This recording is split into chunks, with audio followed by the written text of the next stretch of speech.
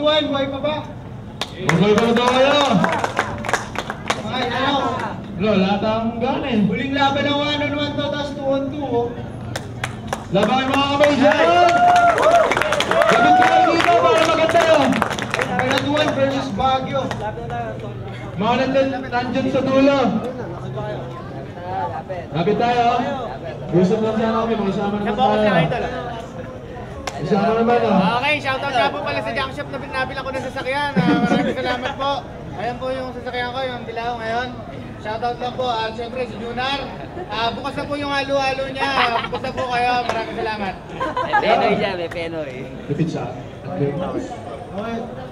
Sa kanan ko, representing Cabanatuan, magingay para D1. Naging umuulan o umaaari, pero pagkatapos lalabas ang bahaghari. Kahit iniwan ng bahang lagpas pa sa tao, buti may bubong na naakyatan pa tayo. Ibig kong sabihin laging merong solusyon, kaya may dingding ang gusali para merong pundasyon.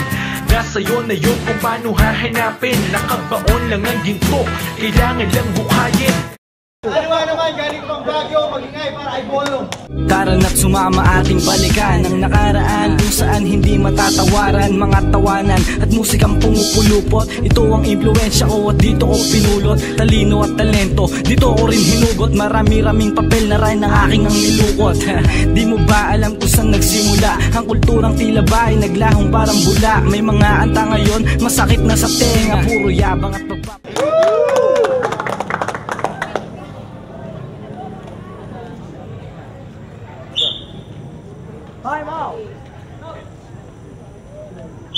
May mga bata dyan, may mga kid dyan. Sa taos ko, na daw si D1, oh.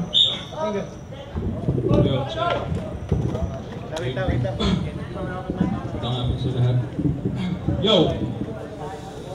Wala nang buwelo-buwelo, wala nang pero-pero, wala nang preno-preno. Bueno, eto. Sa literal na mineral ng utak ko, pag hinukay mo, mahihirapan ka. Kahit magtawag pa ng 5 at magpatulong pa, magmimistula lang kayo mga minerong natabunan sa loob ng malawak na kabundukan, na puno ng ginto na pwede mong kuhanin kung makikinig ka na lang sa akin kesa kumalaban, marami ka pang matututunan. Ha? Ito na yung Baguio versus Cabanatuan, Bono versus D1. Lakas ng loob mo, di ka ba kinikilabutan? Samantalang ang layo ng ating agwat at pagitan, ditan, malayo yung ating agwat at pagitan pagdating sa tirahan. Pero mas lalong malayo yung ating agwat at pagitan pag sa letra na tayo nagtirahan. Ha? At dito sa Cabanatuan, sanay tayo na Baguio ang nagpapadala ng gulay sa atin. Pero ngayon, gusto lang ikaw ang gulay na sa amin pinadala nila. Ang pinagkaiba at ang maiiba, Bono kahit di na gulay, ibabalik itang lenta sa kanila. At ito, Hoy Kelbo, may nakapagsabi na ba sa iyo yung ulo mo kahugis ng wrecking ball ni Miley? Kaya kahit sino matatakot dyan na mafundol. Sobrang bilog ng ulo nito, akala ko isa sa nawawalang 7 Dragon Ball. At Hoy Tol, naminin mo, tuwing magbobola kayo, yung kabola mo, hahawakan ka sa batok tapos bigla magdi-dribble. Shit, sakit nun dude. Sumigaw siya ng foul, sabi nung referee, hindi good. Oo man din yan. Kung takay din yan, talaga nakakapraning. Pasalamat ka na lang, Bono, di ka ba na-shoot sa ring? Time. Ano ba na't kay Bono? Taas naman yun. Bias na agad eh. Bike na lang, maaari ha. Mabati muna sa Represent Dode Entertainment, Palma Bad Boys, Escapers, Baguio. Tsaka salamat Cabanatuan. Kay Nico na presidente ng Central Luzon. Yo! Ito, isa sa mga narinig ko. Totoo kaya ito. Lutusan ka ng nanay mo. Bago magsimula yung first round, lutusan ka raw ng nanay mo para bumili ng hotdog para meron kayong ninangat-ngat. Tangina sa sobrang tanga mo, nag-uwi ka ng asong nilalagnat. Sige, first round, umpisahan natin sa mga entradang malalim-lalim. Kumbaga ipasin natin sa mga nakarang kalamidad na talaga namang malagim-lagim. Ngayong magmamalalim ako nakutiyak panigurado sa puling punto kang malulunod. Tawagin mo kung Noah sa pagampas ng dakilang baha, patay ka na habang ako kampanteng natutulog. Pero huwag kang mag-alala, alam kong maaga pa. Alam kong may round 2 at round 3 pa para patayin ka. Kumbaga pinakain kita ng pansit kasi yung buhay mo pinahaba ko pa. Alam ko na ang pumangon sa pagkakadapa ay tama. Pero ba't gusto mo madapa na naman? Nadapa ka ng minsan sa payat, gago! Ngayon gusto mong madapa ulit sa mataba naman? Ngayon, asahan mong doble ang matatamong pinsalang umaatungal. Pinsalang di mo kalaing nangyari, parang Yolanda umaatungal. At pagkatapos ng laban to, sa susunod na taong ka na panigurado matutulog. Kasi halata naman na sa unang linya ko palang nagdala ko ng mga hampas na nakakatulog. Naghirap akong tahakin ang daan pataas na walang hagdan. Patunay lang na mali ka ng ninahuyan dahil lumawi ka manilas dagat-dagatan ka na walang hanggan. At oo, sige, pagpalagay na natin, ikaw yung nag-iinit sa laro. Pero huwag kang kampante kasi ako yung naglalagablab. Kung baka yung mga letra mo pumipihit lang habang sa akin nang babalagbag. At oo, sige, mataba ka nga, pero sa mo hinugot yan. Mataba ka nga, pero tangina mo mukha ka namang durian. Yo, mataba ko. Okay, sige, pasalamat ka na medyo chubby ako. Kaya dito, I am not even the hottest among the boys. Pero sa atin, ako pa rin yung mayonnaise. Ladies' choice. At, ito may ganda to, English speaking pa siya. Baka sa akin magulat ka.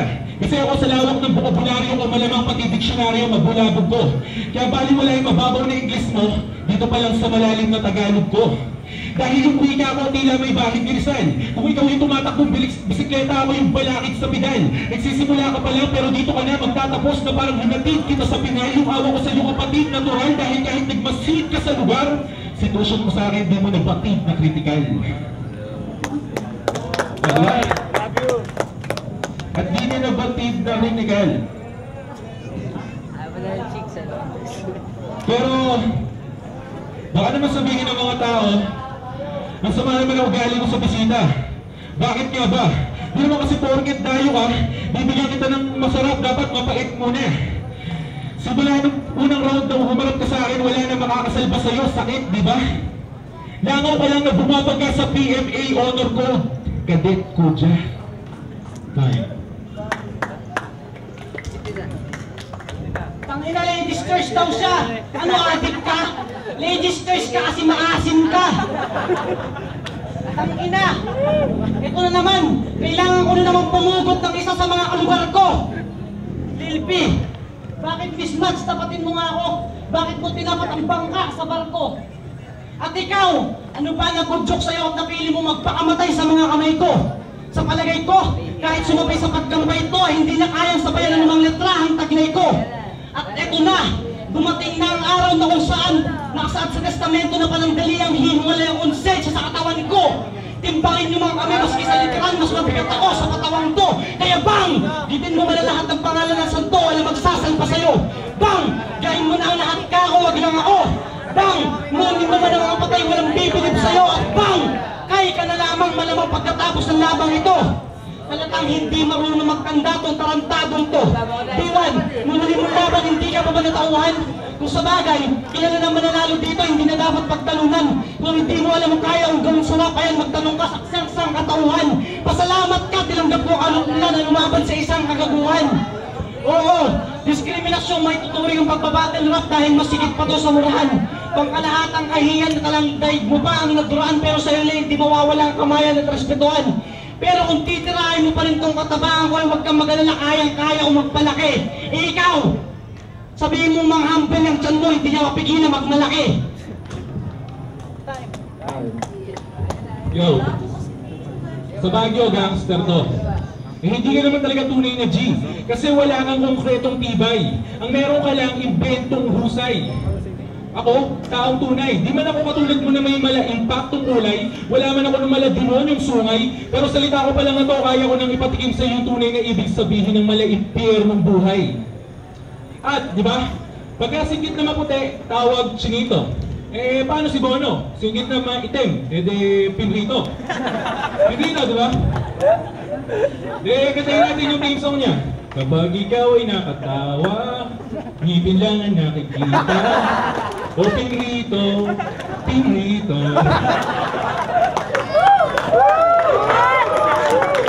Pero, sa chicks, magilas na sa diskarte.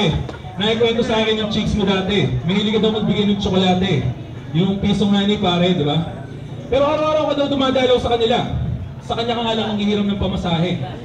Pero para makabawi at para sweet, kahit soft drinks at biscuit, dinedate mo siya sa tindahan. Ang problema, utang pala nga lang pa niya pinalagay mo sa listahan. Sa mga babae dyan, gantong hanapin yung lalaki, matipid. Sa ligo. Yo, matipid to sa ligo. Ako sa battle, parang action star na laging in action. Kaya sa akin, hanip yung crowd reaction. Pero sa mga tao, mas marami pa akong papakita, sample pa lang yun. Nico, makikita mo pa yung buhok pag opisyal niya ako nakapasok sa divisyon ng Central Luzon. Time.